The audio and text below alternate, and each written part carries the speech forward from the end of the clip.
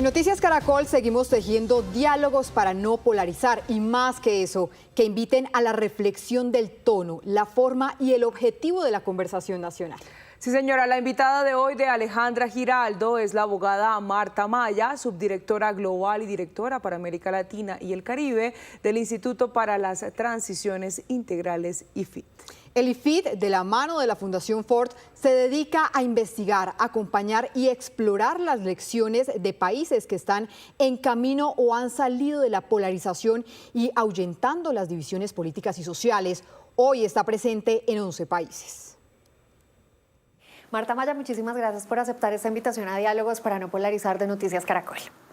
Alejandra, un gusto estar acá en este programa. Realmente somos unos admiradores de Diálogos para no polarizar. Bueno, pues nos honra que desde el Instituto para las Transiciones Integrales le estén haciendo seguimiento a esta conversación que estamos planteando a nivel nacional, porque ustedes han hecho presencia en diferentes países donde el ambiente de polarización es bastante intenso.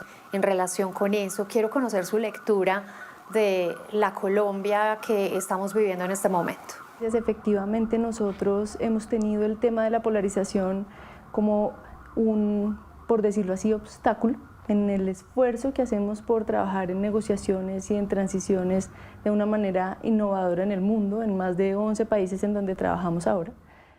Y en Colombia empezamos desde el 2000, más o menos 2013, 2014, acompañando el acuerdo de paz, y entonces nos encontramos muy rápidamente, después de la firma del acuerdo de paz, con un escenario en el cual el plebiscito nos dejaba en una polarización tremenda, dos bandos radicalmente opuestos de sí y no, con una distancia enorme entre ellos, que hasta hoy han, digamos, marcado la manera como vemos lo que pasa en Colombia y cómo venimos trabajando como instituto en Colombia. Hoy en día esa polarización ha evolucionado, tiene otros elementos, tiene discursos de odio, sigue siendo un escenario súper complejo, pero tiene orígenes también en esas narrativas del conflicto que los vemos surgir hoy.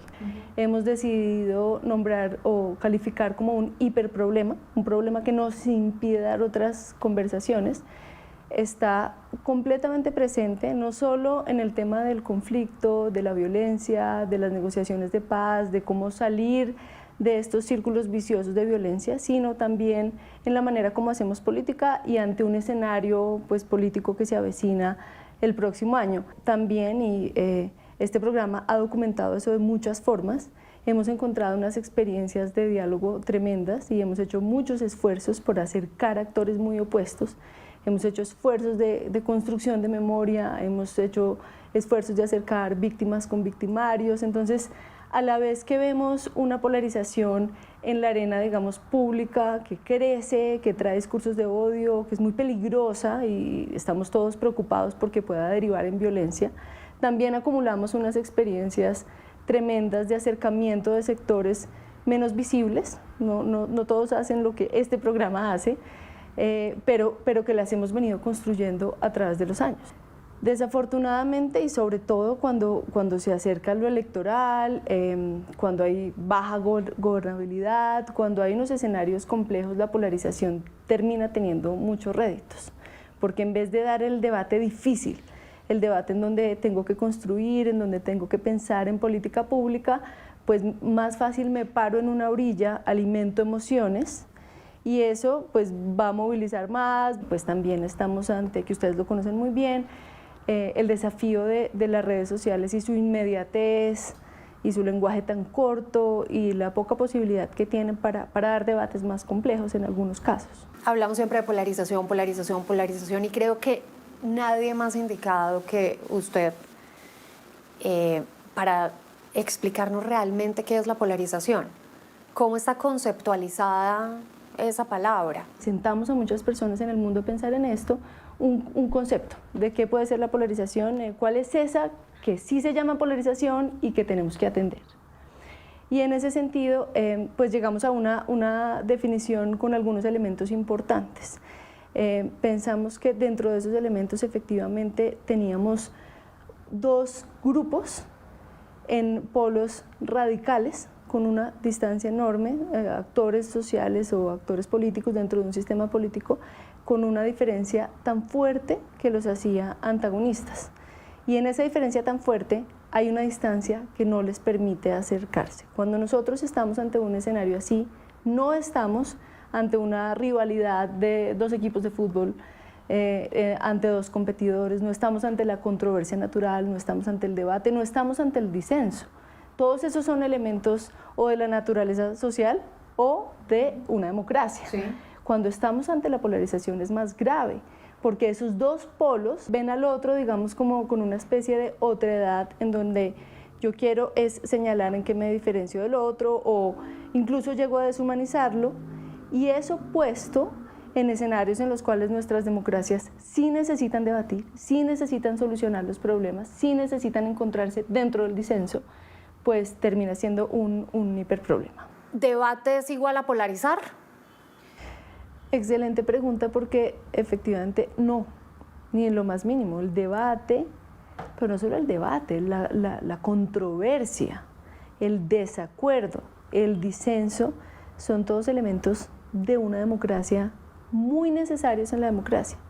Parte de todo este trabajo, de esta iniciativa global, conceptualizar lo que es la polarización, acercar actores opuestos, lo que hemos hecho ya de primera mano nosotros, es para que ese debate se pueda dar, para que eliminemos esa distancia entre polos que no nos deja acercarnos a dar el debate. O sea que no polarizar no significa extraer de la conversación el debate ni las diferencias. No, todo lo contrario, ponerlas sobre la mesa, darnos la oportunidad de acercarnos en las diferencias, y no solo en las diferencias, en las denuncias. Hace parte, por ejemplo, de una democracia sana que nosotros tengamos esto que vemos que pasa tanto en este país, de un debate de control político, uno de los ministros para saber por qué se tomó esta decisión y por qué pasó esto, y son debates súper duros. Sí. Eso es democracia. Tener ahora un estatuto de la oposición en donde la oposición puede rebatir una locución presidencial. Todos estos son espacios en los cuales estamos no solo dando el espacio, estamos llamando al debate. El debate es sano, la denuncia es sana, el disenso es sano. Es precisamente la polarización en donde eliminamos al otro. Lo que queremos es eliminar cualquier cosa que venga de esta orilla, este actor, esta ideología. Es ese escenario en el cual el debate entonces no existe. ¿Y qué pasa con todo lo que hay en el centro? Porque estamos absolutamente enfocados en el fenómeno que generan esos dos opuestos, pero hay una cantidad de cosas en el centro. ¿Qué pasa con estos actores que hay acá? Que no se ve, que lo que se ven son los polos. Hablan tan duro desde las dos orillas, se concentran tanto en cuestionar a la otra orilla, que lo del centro, digamos, o no se ve, se desdibuja, recibe calificativos, digamos, o se ataca, incluso desde las orillas lo atacan, y termina siendo este concepto que escuchamos tanto de los tibios, el que no toma partido, o entramos en unos escenarios en los cuales nos presionamos como sociedad los unos a los otros a tomar partido en una orilla radical, siendo que somos mucho más complejos. Podemos acercarnos en unos temas, distanciarnos en otros, no damos espacio para que eso efectivamente ocurra. Quisiera saber cómo evalúa el instituto la situación de Colombia, bueno, y si se puede además, si se puede establecer algún paralelo, alguna similitud en relación con las situaciones polarizantes que ustedes han alcanzado a registrar en otros países. Pues en realidad este esfuerzo que te contaba que hemos hecho por crear una iniciativa global, que lo hemos hecho con la Fundación Ford, ya llevamos 3 años en eso, involucrando expertos de todo el mundo. La conversación, como tú dices, entre países o entre contextos nos ayuda a tomar ideas unos de otros. El tema del discurso de odio, por ejemplo, ha estado presente en varios de los contextos y lo vemos en las redes sociales, y entonces hay países que ya han estado muy preocupados por eso y han tratado de hacer cosas para solucionarlo. En África, por ejemplo, tenemos un ejemplo muy bonito desde Kenia, en donde crearon un instituto para precisamente lidiar con la polarización.